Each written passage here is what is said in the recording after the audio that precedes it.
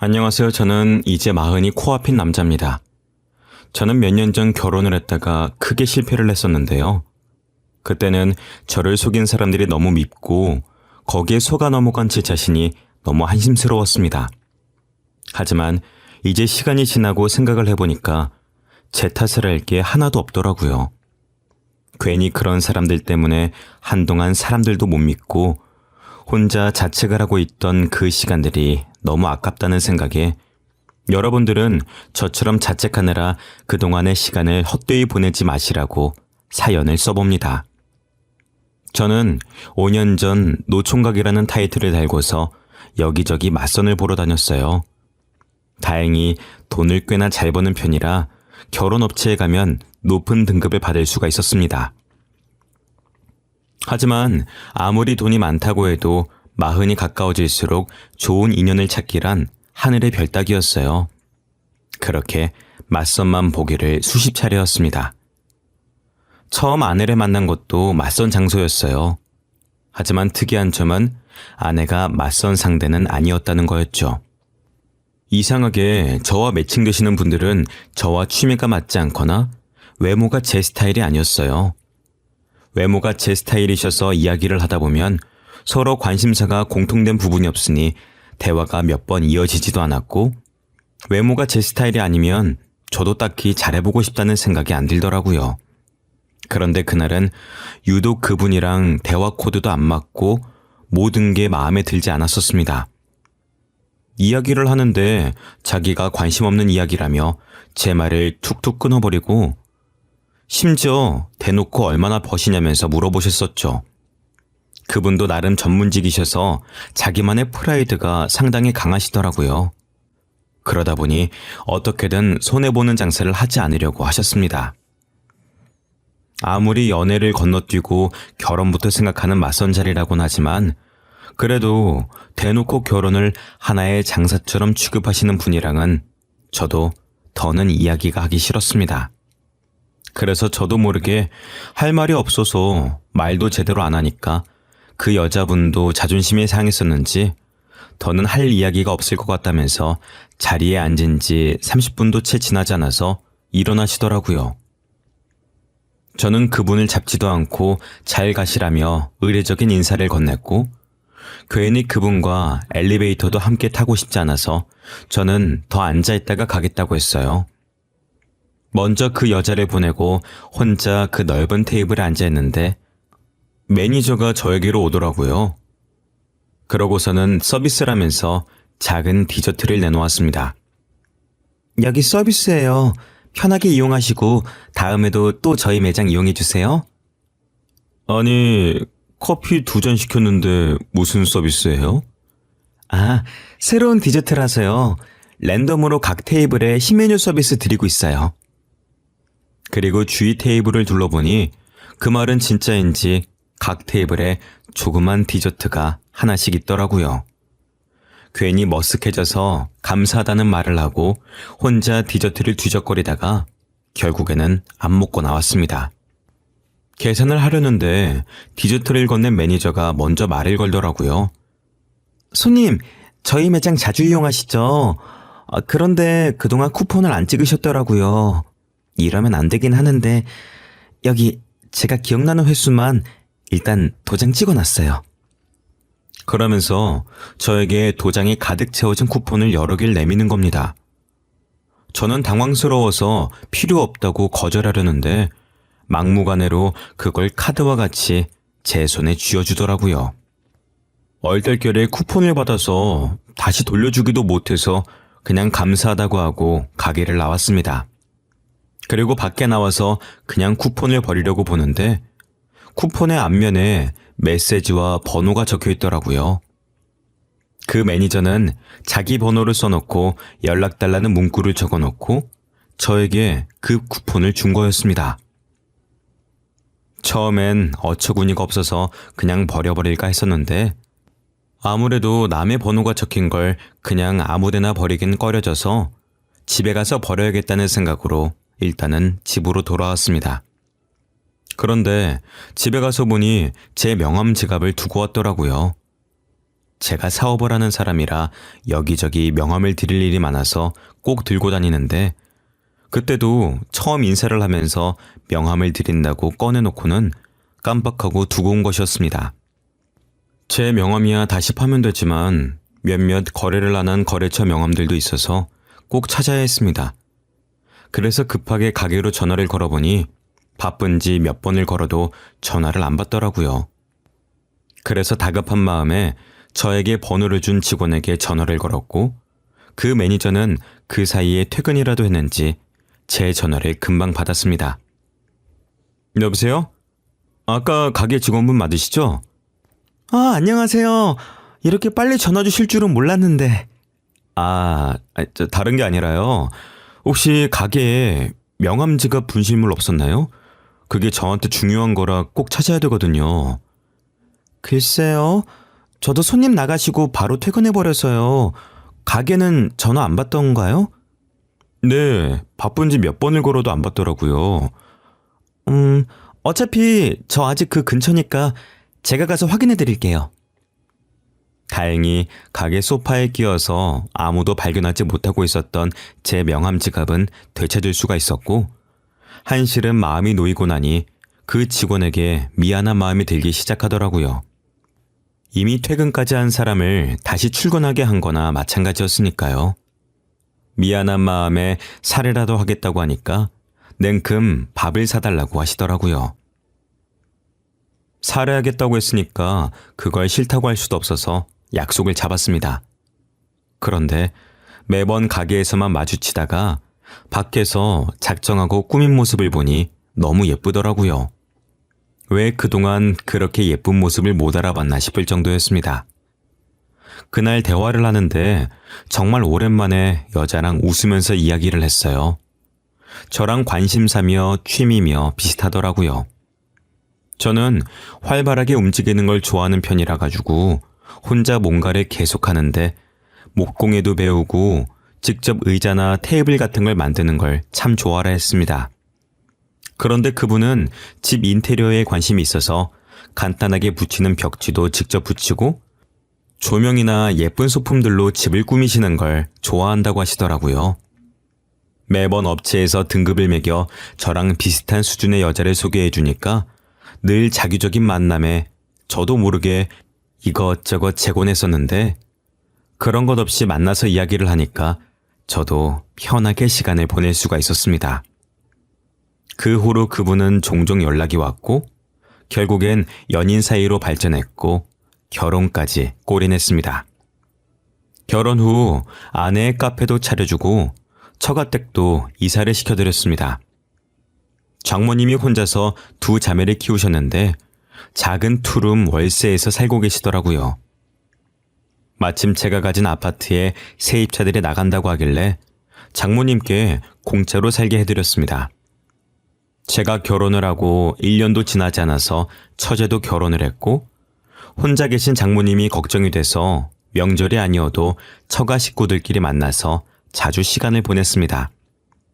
그렇게 결혼을 하고 반년 동안은 정말 아무런 걱정도 갈등도 없이 행복한 나날이 이어졌죠. 그런데 처제가 어느 날 새벽에 저희 집으로 찾아오면서 그 평화로움도 깨져버렸습니다. 언니, 그 사람이 도박에 빠져서 집도 경매로 넘어가게 생겼어. 그게 무슨 말이야? 도박이라니. 언제부터? 번듯해 보이던 동서는 언제부터 도박에 빠졌는지 어느 순간부터 집에도 잘 안 들어오고 주말이면 친구들과 골프를 치러 가겠다고 나가놓고 담배와 술 냄새를 풀풀 풍기면서 들어왔대요. 원래 동서는 술도 잘 안 마시고 담배도 안 피우던 사람이라 처제도 이상하다고 생각을 해서 추궁을 해봤는데 끝까지 아무런 일도 아니라고 했었다는 겁니다. 그래서 처제도 이제 어떻게 된 일인가 고민하고 있었는데 순식간에 집에 빨간 딱지가 붙었다고 합니다. 알고 보니 이미 두 사람이 결혼할 때쯤부터 도박에 손을 대기 시작했고 멀쩡하게 번 돈을 죄다 도박에 쓰면서 결혼 후 생활비부터는 다 마이너스였어요. 처제는 아무것도 모르다가 가압류까지 당하고 나서야 사실을 알게 된 거였고요. 그때가 결혼한 지 1년도 지나지 않았을 때였습니다. 처제는 백방으로 돈을 찾아다니기 위해서 돈도 벌고 여기저기 돈을 빌려댔지만 그걸로는 턱도 없었습니다. 그나마 돈이 있던 저는 갚아주면 또 똑같은 일이 반복될 거라며 처제가 다른 사람에게 돈을 빌리는 것까지 막아섰으니 저에겐 빌려달라고는 안 하더라고요. 저는 괜히 집에 가면 마음만 안 좋을 것 같아서 처제더러 저희 집에서 잠시 같이 지내자고 했습니다. 처음엔 민폐를 부린다며 거절을 했었지만 하루는 집에 다녀오더니 이혼하겠다고 선언하더라고요. 나 이혼할 거야. 이미 같이 살고 있지도 않지만 같이 사는 건 더 못하겠어. 무슨 일인데 이제 도박은 안 하는 거 아니야? 너한테 그렇게 심하게 걸려놓고 이 서방은 아직도 정신을 못 차렸대? 이제는 아예 집에서 도박판을 벌리고 있더라고. 빨간 닥지 정도면 다행이지. 아예 집이고 뭐고 싹 다 날아가게 생겼어. 집에서까지 도박을 한다고? 차라리 경찰에 부르지 그랬어. 경찰 불러도 그때뿐이죠. 어차피 금방 다시 나오면 똑같을 거 해봤자 뭐해요.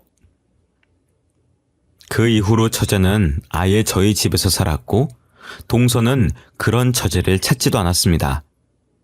결국에는 처제도 더는 상황이 나아질 것 같지 않다며 결혼한 지 딱 1년 만에 이혼을 했습니다. 하지만 장모님이 아시면 말도 없이 이혼했다면서 혼날까봐 이혼 사실을 숨기고 그 후로는 저희 집에서 지냈습니다. 장모님이 이혼한 걸 모르시니 처가로 들어가라고 할 수도 없는 노릇이었으니까요. 그래도 처제와 사이도 좋은 편이어서 셋이서 친구처럼 지냈습니다. 그런데 문제는 처제와 사이가 가까워져도 너무 가까워진 게 문제였습니다.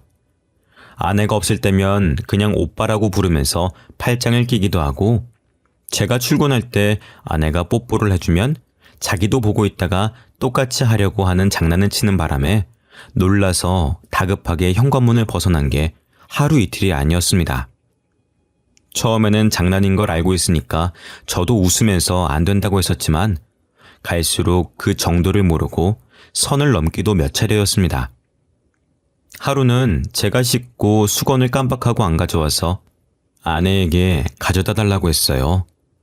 그런데 아내가 잠깐 밖에 나갔었는지 처제가 수건을 가져다 주면서 제 손을 잡더니 놔주질 않는 겁니다.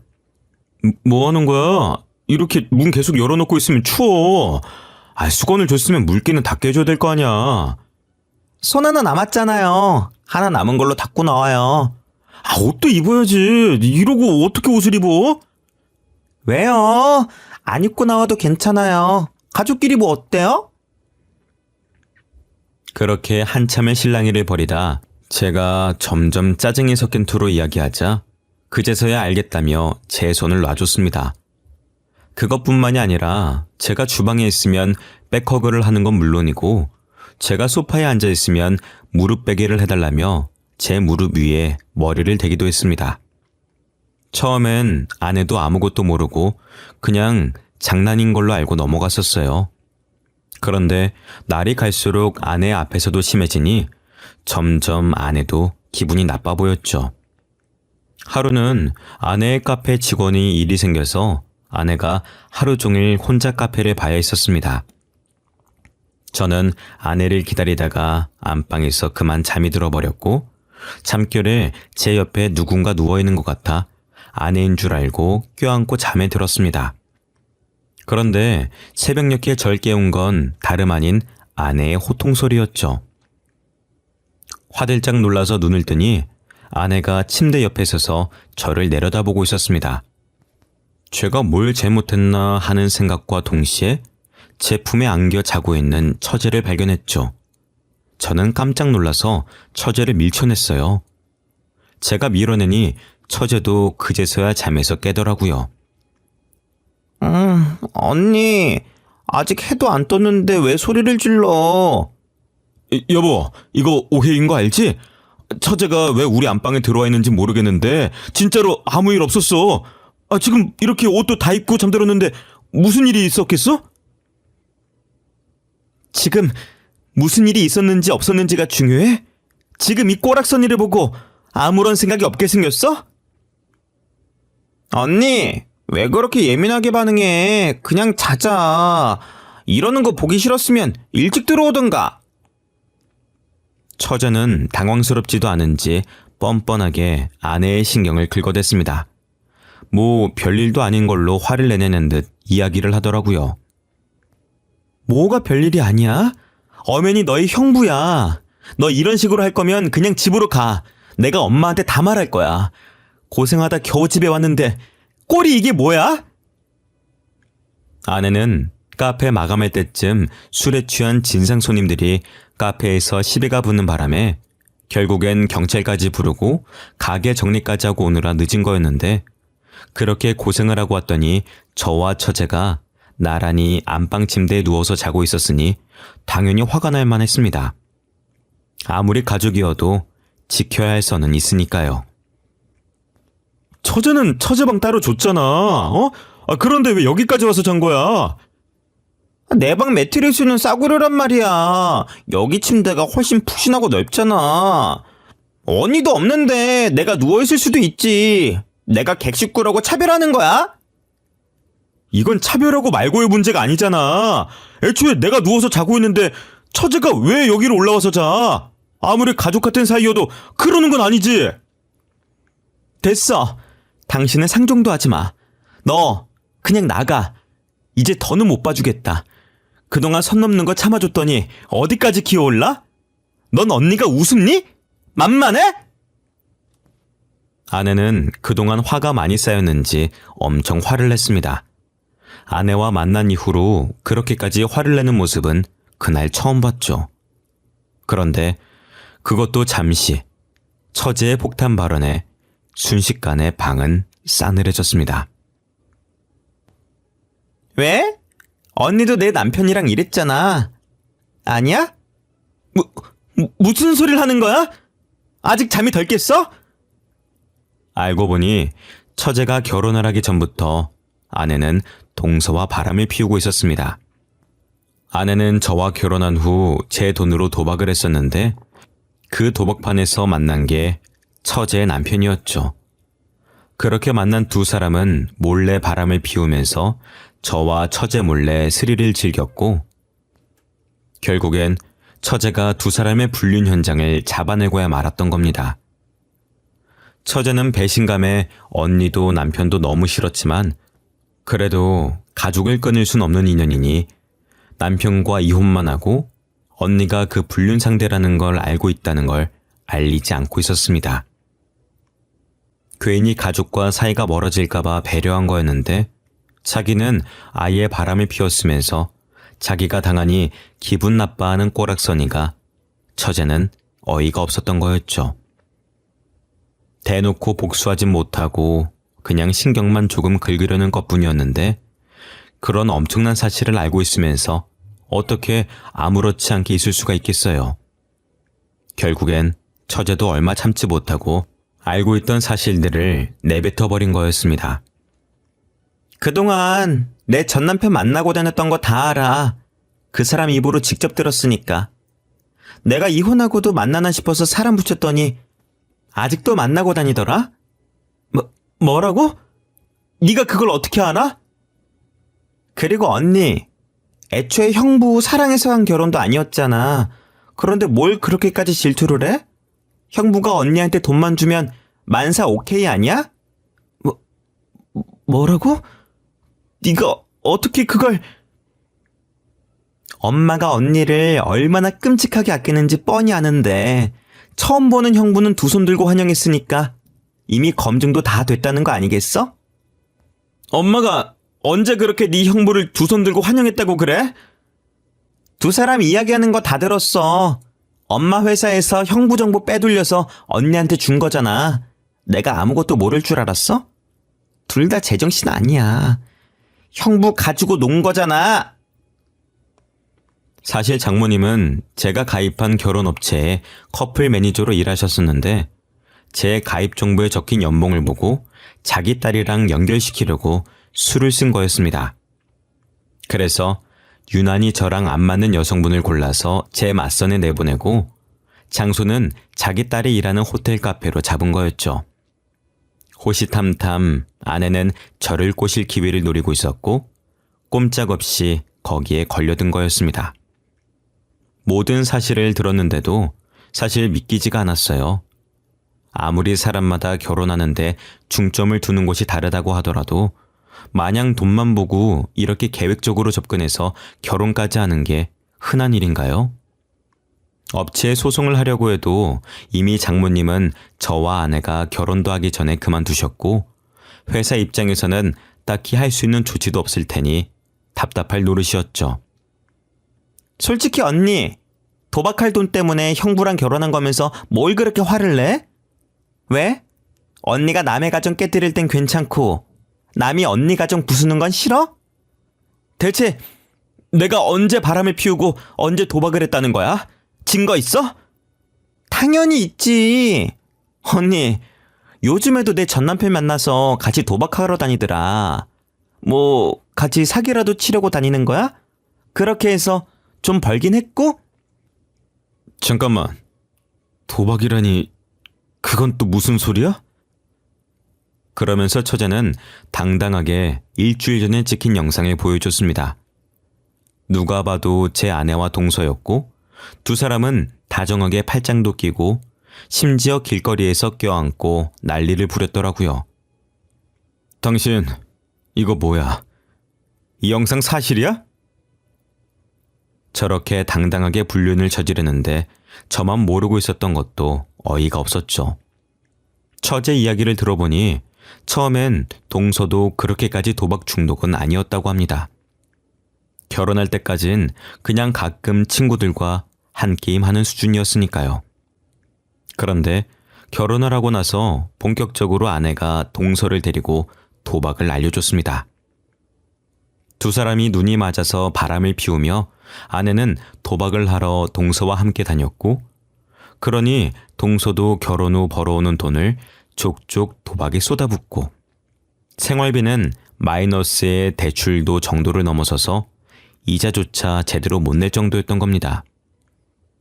아내는 제가 주는 돈이 한계가 있으니 매번 조금씩 동서에게 빌렸었고 동서도 돈이 급해지니 아내에게 빌린 돈을 갚으라고 했었지만 아내는 돈이 없다면서 배째라는 식으로 돈도 안 갚은 거였습니다. 사실 도박빚은 차용증도 안 쓰고 그 돈이 도박으로 인한 거면 안 갚아도 법적으로 채무자에게 갚으라고 하지 않기 때문에 아내도 그걸 알고 그렇게 나간 거였죠. 동서는 뭣도 모르고 자기 혼자서만 뒤집어쓰게 생겼으니 화가 난 겁니다. 그래서 처제에게 모든 사실을 알리고 너희 언니가 빌려간 돈이니 처제라도 그 돈을 갚으라고 하면서 처제가 모든 사실을 알게 된 거였습니다. 동서도 멍청하게 그 도박을 제 아내 때문에 빠졌다고 하면 언제부터 둘이 그렇게 가까웠냐부터 분명히 다른 의심들도 따라올 수밖에 없는데 그걸 자기 입으로 말해서 결국엔 두 사람이 바람을 피웠다는 사실도 다 드러나 버렸던 겁니다. 언니만 아니었어도 내 인생 이렇게 안 꼬였어.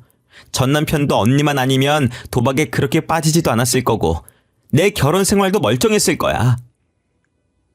그게 왜 다 내 탓이야? 네가 남자를 잘못 고른 탓이잖아. 억울하면 너도 바람이라도 피우지 그랬어?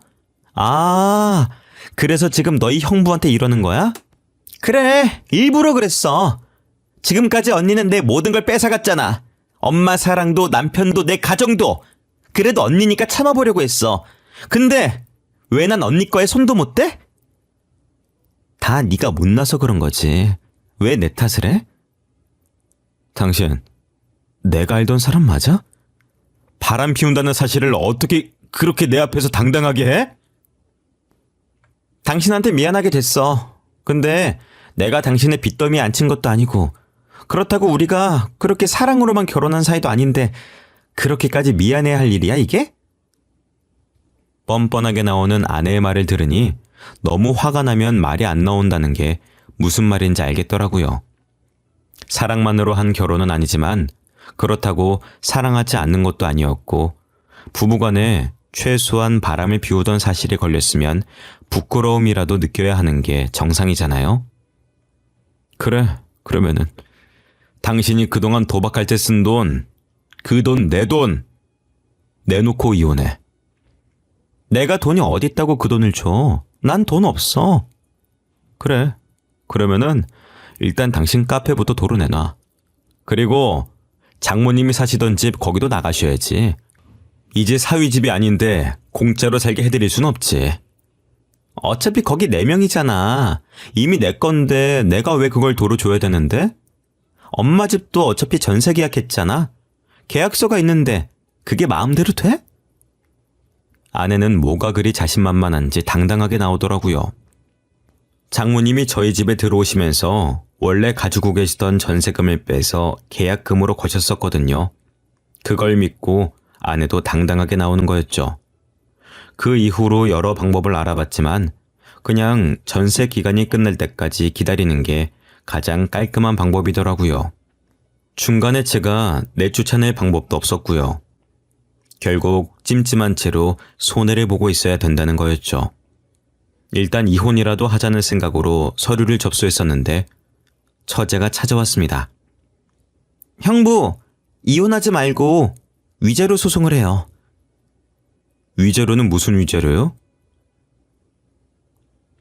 상간남 위자료 소송이요.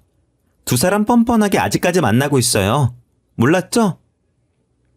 처제의 이야기를 들어보니 상간남 위자료 소송을 몇 번이고 할 수 있더라고요. 위자료를 내고도 계속 만나면 또 소송해서 또다시 받아내면 되니 그렇게라도 자기 복수를 대신해달라고 하더라고요. 처제의 이야기를 들어보니 처제가 왜 그렇게까지 복수를 하고 싶어 하는지도 알 것 같았습니다. 장모님은 어렸을 적부터 예쁘장한 언니한테만 투자하면서 좋은데 시집 보낼 거라며 처제한테는 신경도 안 쓰고 필요한 돈도 잘 안 줬다고 하더라고요. 아무래도 커플 매니저를 하시다 보니 좋은데 시집 보내시려고 이것저것 하신 것 같았습니다. 그런데 장모님이 아내만 예뻐하니 아내도 대놓고 처제를 무시했었고 처제는 그래도 가족이라는 생각에 꾹 참아왔었다고 해요. 그런데 결국엔 이 일이 터지고 나서도 장모님은 일을 왜 이렇게 크게 키우냐면서 처제에게 언니 결혼 생활까지 망치니 속 시원하냐면서 오히려 처제를 혼냈다는 겁니다. 그 이야기를 듣는데 어떻게 제정신이 아닌 사람들 속에서 버틴 건지 대단해 보일 정도였어요. 그래도 덕분에 아내와 이혼하지 않고 몇 번에 걸쳐서 상간남 소송을 걸었습니다. 그동안 개인회생 신청도 해서 빚도 많이 청산됐더라고요. 그래서 숨 쉴 틈 없이 위자료를 받아냈습니다. 학습 효과도 없는지 아니면 다시는 안 걸릴 거라고 생각하는지 몇 번을 소송을 해도 꼭 몰래 만나다가 다시 걸리더라고요. 동서도 참 그동안 그 여자한테 뜯긴 돈이 얼만데 아직도 만나고 있는 걸 보니 끼리끼리 잘 만났다 싶었습니다.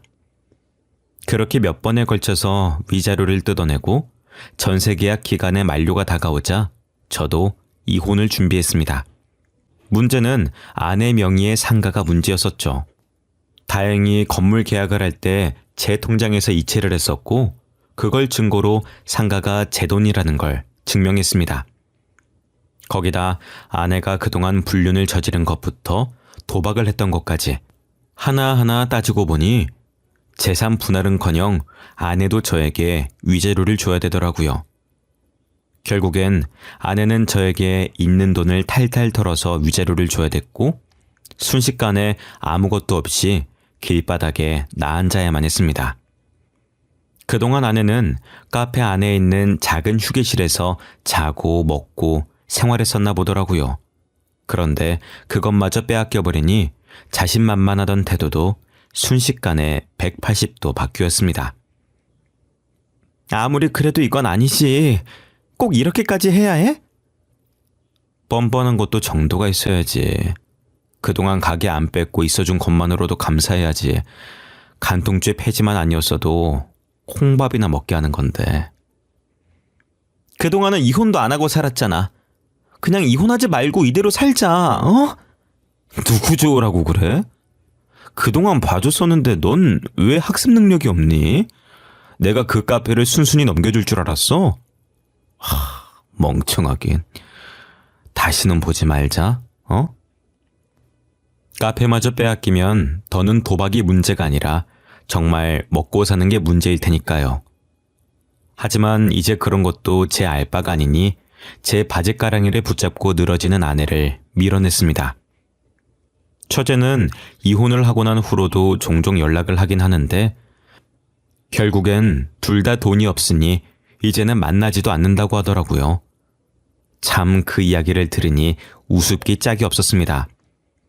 만나면 안 될 사이일 땐 그렇게 만나대더니 결국엔 서로가 서로에게 빨대만 꽂으려고 했던 거죠.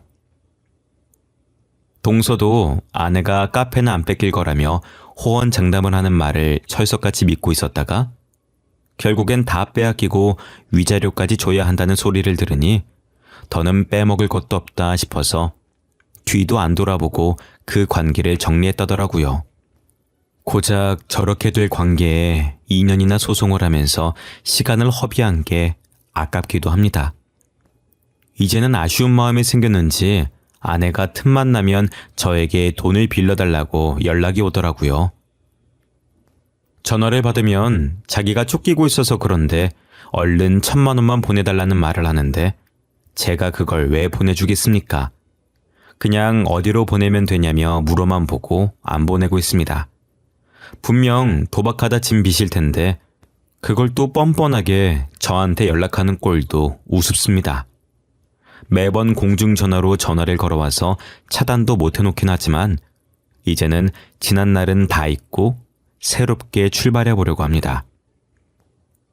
도박이나 불륜은 먼 이야기인 줄로만 알았는데 이렇게 제가 겪으니 배신감에 치가 떨립니다.